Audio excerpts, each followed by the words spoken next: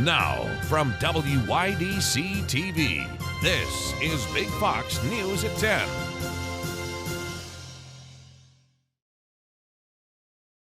Good evening, I'm Ann Emanuel.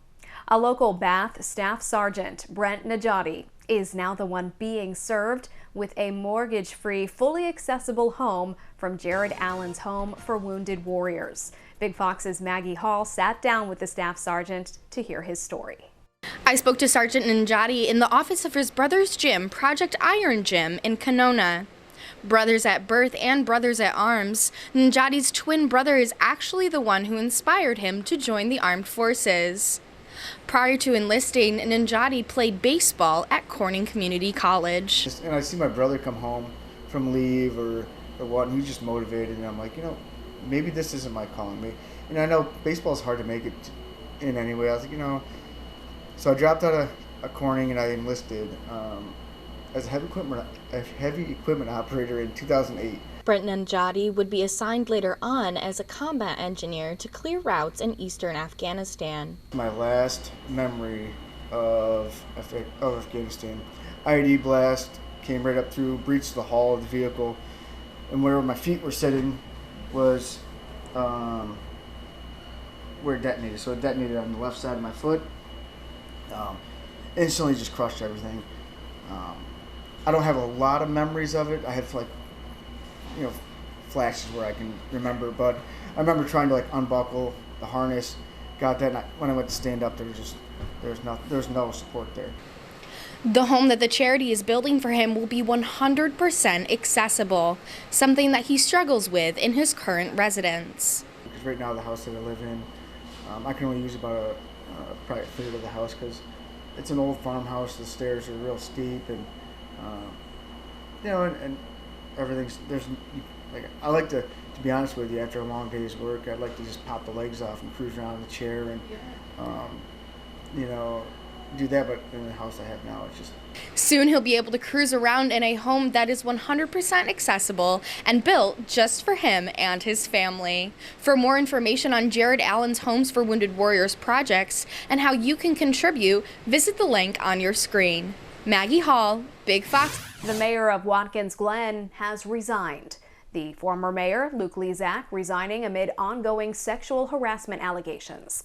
Lezak stated in his formal resignation letter that the harassment and false accusations had become too much for him and his family, and that he felt he could no longer lead the village of Watkins Glen effectively. Allegations against Lezak date back to early 2021. Deputy Mayor Louis Parazzini will be the new acting mayor. An astronaut will be in Elmira on Saturday. Eileen Collins, who was born in Elmira, will be back in her hometown at the National Soaring Museum. Collins will be at the museum to sign copies of her book from 10 a.m. to noon. Collins was the first woman to command an American space mission and the first woman to pilot the space shuttle. New York has become the epicenter of the nation's monkeypox outbreak. That's according to New York City health officials, who say they are opening up more vaccine locations to get those at risk protected. This as monkeypox cases are climbing across the globe, prompting health officials to scramble in an effort to prevent a full-on outbreak. Kevin Uretsky has more on the story from New York City. Monkeypox cases are on the rise, and health officials are becoming increasingly concerned. The World Health Organization says cases globally rose 30% in the past 2 weeks, with Europe seeing the vast majority of those cases, responsible for 80% of the new infections across the globe. Across the world, there has now been more than 6,000 cases recorded in 58 countries. The UN says expanding vaccination efforts and improving monkeypox surveillance will be crucial to curtailing a future outbreak. WHO is working with countries and vaccine manufacturers to coordinate the sharing of vaccine, which are currently scarce and need to be accessible to the most at-risk people. Meanwhile, New York City is now being dubbed the epicenter of the monkeypox virus here in the U.S. Health officials say the number of probable cases increased to more than 119 as of this week. The city now plans to open several pop-up clinics to administer vaccinations in the coming weeks. Despite this, the New York City Health Department is pleading with the CDC to send more doses to meet the increased vaccine demand. We'll certainly need much more vaccine and quickly to meet the burden of disease here in New York City. the epicenter of the monkeypox epidemic in the United States. The supplies are currently small, but we also want people to understand how to identify monkeypox, how to seek diagnosis, and how to avoid exposures themselves. Monkeypox symptoms include headache, muscle aches, and fever, along with lesions on the body. If exposed to the virus, you should isolate immediately and contact your local health provider. In New York, Kevin Uretsky, Fox News. The White House is celebrating the latest jobs report, but people are anxiously awaiting to see what it means for inflation. Mark Meredith has more. The U.S. economy adding more jobs than expected in June. 372,000 jobs were added last month, down from 384,000 added in May. But for the fourth straight month, the unemployment rate held steady at 3.6%. We're not seeing big increases. So I think employers are saying, okay, we've given the increases. We're holding steady at this point. Jobs were added in several areas, including leisure and hospitality, with the summer travel season already underway. Hiring gains have led to higher pay for many workers, but it's also fueling historically high inflation. That's led the Federal Reserve to hike interest rates to cool the economy. And economists warned further hikes could come at a cost to businesses. Major tech companies, including Netflix, Tesla, and Twitter, have announced either layoffs or a pause in hiring. It's hopeful that we'll continue to see some people come back into the labor force as, again, they're dealing with inflation and also some drawdown of those savings that happened during the pandemic onset. Republicans blame the Biden administration's policies for the high cost of gas and other products, while the White House continues to say it's Vladimir Putin's fault because of the war in Ukraine, as well as a post-COVID economy.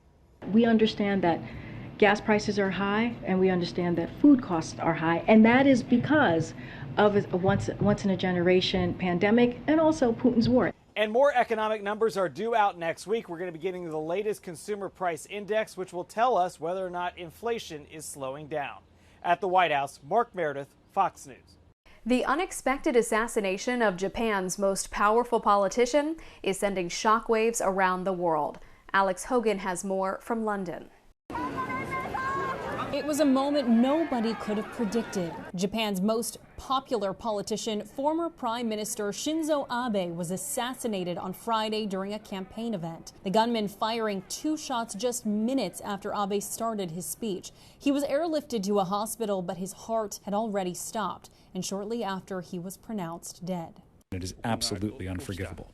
A lone gunman was arrested at the scene. Police say he's a 41-year-old man who served in the Japanese Navy for 3 years, who said he wanted to kill Abe because of disagreements that were personal, not political. He used a crude double-barreled gun that appears to be homemade, with experts comparing it to a muzzle-loading weapon like a Civil War musket. It looks like a fairly simple, even slightly crude, smooth-bore, probably muzzle-loading. The assassination immediately sending political shockwaves around the world. Abe was Japan's youngest and longest serving prime minister and only stepped down in 2020 because of a medical condition. Secretary of State Antony Blinken says the shooting was, quote, profoundly disturbing. And Abe's death is a big loss to Japan and the entire world. We really deeply mourn a loss for his family, a loss for his friends, a loss for the people of Japan. Japanese officials say that parliamentary elections that were scheduled for Sunday will go on as planned. In London, Alex Hogan, Fox News. Your complete weekend forecast is coming up right after this break, plus the latest from the world of business. Stay with us. Here's your local stock market update from Big Fox.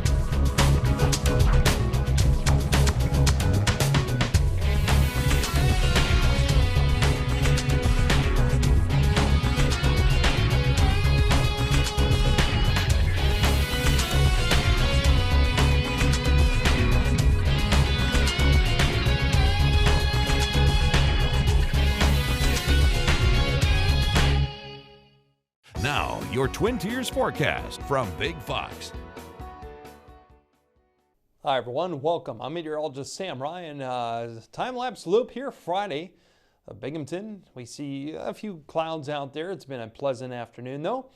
Any of the showers looks like they're going to hold off down to our south We'll see, looking back at that, as the temperatures, we've kind of been flirting low to mid 80s by Monday, low 80s Tuesday, 79 Wednesday, 86 Thursday, low 80s here Friday. And then as we look ahead into the day Saturday, we're going to cool down a couple degrees outside, seasonably cool, beautiful afternoon to enjoy. Those winds have been out of the north. They're going to continue out of the north throughout the day here Saturday. Sunrise occurs at 5:40 a.m.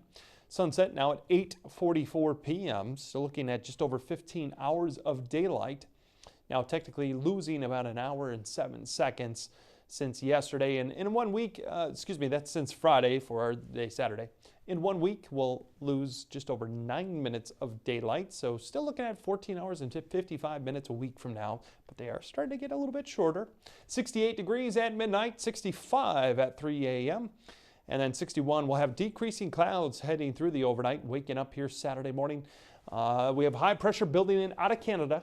And so that's going to lead to that drier weather and just a few clouds drifting by perhaps in the afternoon. Other than that, clear skies again Saturday night. A sunny day for the day Sunday. And the winds really don't turn back out of the south until Monday time frame. So we're looking at high pressure building in here out of Canada again. That's kind of key. It brings in slightly cooler temperatures and nice dry weather. Seasonably cool here for Saturday, Sunday. And then we'll start to warm up a little bit more next week.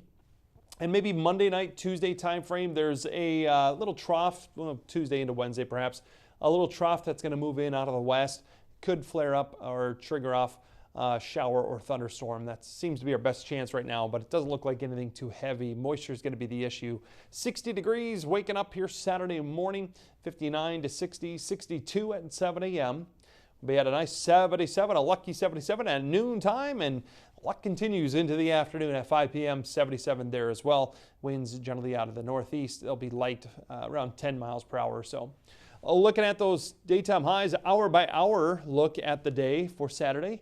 Again, mid-70s by noon and then low 80s in the afternoon, keeping it pleasant for the day Sunday as well around the region, upper 70s to around 80 degrees. 82 on Sunday, sunny skies.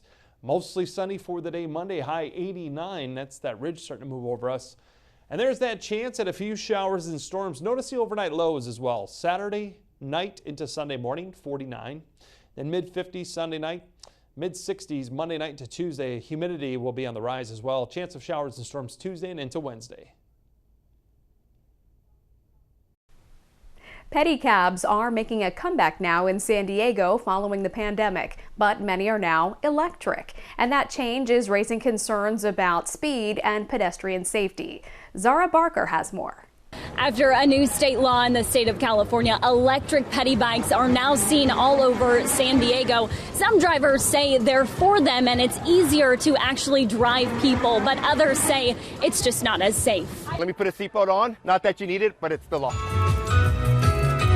The music and the flashing lights is enough to entice anyone to take a ride and skip the walk. You ready to go, dude? All right. Lucas Staines is one of about 150 pedicab drivers around downtown San Diego. A ride's typically $10 to $15 a person. He's been doing this since 2016 and just added a motor to his pedicab a few months ago after state law now treats pedicabs as electric bikes. But personally, he's not for it and even tried to keep business going without an electric pedicab. I worked a month where I didn't have a motor, but my competitors, they were just doing laps around me. It's basically I have to have a motor to keep up with my competitors. He says the positive side is the physical part of the job is easier and you can do more trips, which means more money. But he thinks it's not as safe and now there's more competition. It's just a disaster. If it was up to me, I would go back to pedaling. It just seems like it's a better way to get from point A to point B downtown when there's a lot of congestion. Okay, this is 14 miles an hour. Pedicabs are police regulated, required to abide by the city code, and can be stopped by an officer. Big issues are whether or not they're operating safely. If they have the proper lighting, the proper permitting, people are using the seatbelts appropriately.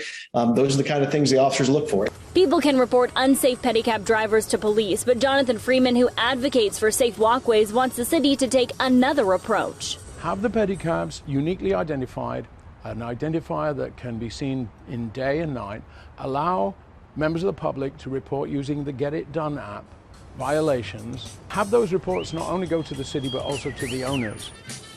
Pedicabs have made a comeback to the downtown San Diego area, and if you're anywhere downtown after the sun goes down, you're likely going to see a lot of them. Now, they do face violations if police officers catch them going against the city code. They can range in anything from just a ticket to having their actual pedi bike impounded or having their license and permit to drive one of these revoked. The June jobs report is out, and it's better than expected as recession fears linger in the minds of Americans. And Elon Musk is having second thoughts in his pursuit to purchase Twitter. CJ Papa has those stories and more in today's Business Briefs. June's jobs report was released Friday, showing the U.S. economy added 372,000 jobs, beating expectations. The unemployment rate also holding steady at 3.6% for the third consecutive month. The manufacturing sector saw a massive jump, adding 29,000 jobs in June. And mortgage rates dropped for the second week in a row, resulting in the largest one-week decline in more than a decade. The average rate on a 30-year fixed loan dropping to 5.3% Thursday, down from 5.7% last week. Economists say despite the drop, those looking to buy a home should expect rates to remain high as recession woes continue. Elon Musk's deal to buy Twitter could be in jeopardy, according to a new report from the Washington Post. The report says Musk's legal team has ceased all discussions about funding for the $44 billion deal. Musk has gone back and forth with Twitter in recent weeks over the social media giant's reluctance to provide info on spam bots. He is threatening to walk out of the deal if Twitter fails to show that less than 5% of its daily active users are automated spam accounts. Meanwhile, a new survey from the staffing company Insight reveals that 4 in 5 Americans are fearful of losing their job if a recession were to happen. 54% of workers also say they would take a pay cut if that meant they could keep their jobs. The survey took a look at 1,000 workers across several industries. Still ahead tonight, a new report shows the impact an earthquake-triggered tsunami could have in the greater Seattle area. More on the devastating effects coming up. The Washington State Department of Natural Resources releasing a new report showing the impact that a tsunami triggered by an earthquake in Puget Sound would have in the greater Seattle area. As Jennifer Dowling reports, the study suggests waves could hit the area in minutes and lead to major flooding. Our tsunami modeling shows that there could be inundation in this Soto waterfront area. A new study on the Seattle fault shows the devastating impacts that a worst-case scenario 7.5 magnitude quake and tsunami could have on the city. A wall of water could travel over the piers. That includes a 42-foot wave that could rush over a good portion of the Great Wheel. Our model shows around 40 feet at the Great Wheel, so about a quarter of the way up the Great Wheel. With wave arrival time estimated in 2 minutes and the first wave crest in 3, places like Harbor Island, as shown in this simulation, could see a 7-foot wave, and the container terminal could get hit with up to 44 feet of water. The tsunami up to 40-foot waves across Harbor Island, significant inundation potentially here in downtown Seattle, and all across Puget Sound. That is going to devastate all of the infrastructure, the ports, the marinas, the buildings that are on the waterfront. The water could also reach 5 to 6 feet at Lumen Field and T-Mobile Park. With the limited amount of time before the wave arrives, you're already likely high up in the stadium, and so I would say if I were there, I would probably stay where I am and wait. Karina says the shortwave arrival time was the most surprising aspect of the study. I was pretty shocked, frankly, and as a resident of Seattle, quite shocked to now see this new science that shows how high those waves will get, in some places 40 feet right here, and going in as far as half a mile to a mile, which is pretty significant when you think about the amount of population, the density of this area. Officials say now is the time to consider a survival plan. If you feel the ground shaking and you're near the water and you need to drop to the ground, cover your head and neck, and try to protect yourself until the shaking stops, or as soon as you feel it's safe where you can get up and move to high ground as quickly as possible. If you're in a high story, you have such limited time to evacuate that being on the top floor or roof of whatever building you're in is likely your evacuation option if you're in the immediate downtown waterfront area. You should also prepare for the aftermath, including a lack of water, sewer, and electric services. Max says some buildings, overpasses, and roads will also likely buckle or fail. All your lifelines, your communications, your water, sewer, all of that is going to be damaged. Walmart says it's not going to compete with Amazon Prime Day this year. The big box retailer has typically done its own sales event on the same day as Amazon, but the company is already discounting heavily. Walmart has higher than normal inventory levels and needs to clear out items. The store began marking down items weeks ago and put up sale, clearance, and rollback signs. Higher inventory could affect profit margins and draw fewer investors. Stay with us. We'll have more after the break. We want to leave you with a smile. 7-Eleven brings back its special day to cool off and freeze your brain. National 7-Eleven Day is Monday, and 7-Eleven and even partner stores Speedway and Stripes will partner to celebrate its 95th birthday, pumping that popular, noisy Slurpee slush soft drink.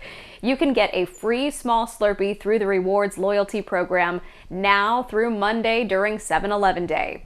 Customers can also receive a special Slurpee Day cup and then come back and fill it for $1.